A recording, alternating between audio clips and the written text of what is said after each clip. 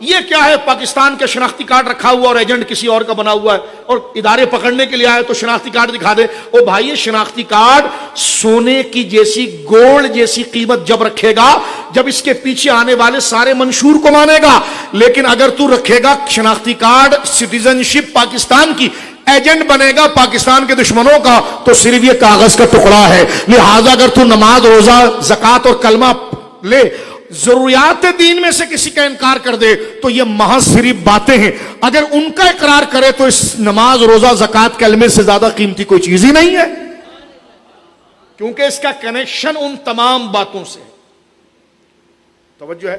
Secularism نہیں، دین تو بڑا آسان ہے، مولویوں نے مشکل بنایا ہوا، قرآن پڑھیے۔ تو میں نے کہا یہ قرآن ہی کی باتیں ہیں، آپ نے کیا قرآن میں پڑھا ذرا یہ بتائیے۔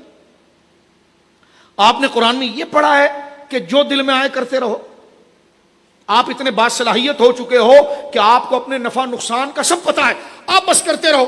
یہ کہیں لکھا ہے قرآن میں؟ کہ لگا نہیں لکھا۔ تو میں نے کہا جو قرآن میں لکھا ہے اسی کی بات ماننے کو تو قرآن علماء بات کرتے ہیں، اور اسی کو ضروریات دین کہا جاتا ہے۔ اس کو ملا کا مذہب کہہ کر کیوں تنقید کر رہے ہیں؟ یہ تو اللہ کا دیا ہوا دین ہے، آپ کو دراصل عمل نہیں کرنا۔ توجہ ہے؟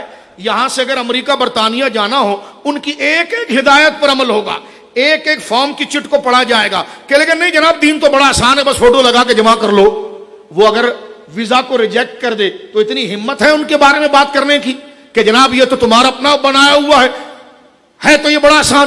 لیکن جب تجھے دنیا کے ہوس زدہ لوگوں کی قدر ہے تو ان کے ملنے والے جناب فارم کی ایک ایک شق کو اور ایک ایک کلوز کو تو پڑھتا ہے، اور قرآن اور دین کو تو نے اتنا عبث سمجھا ہوا ہے کہ دین تو بڑا آسان ہے، اور دین جو کہتا رہے اس کے خلاف تو اپنی مرضی چلاتا رہے اور اپنے آپ کو الہاد۔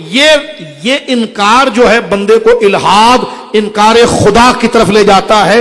جو ملحد بنتے ہیں اس کی بنیادی بات یہاں سے شروع ہوتی ہے، لیکن جو بنیادی ہی میں خدا کی ذات اور اس کے رشتے سے جڑ جاتا ہے تو پھر اس کی بنیاد اتنی مضبوط ہوتی ہے کہ وہ کفر کے قریب نہیں جا سکتا۔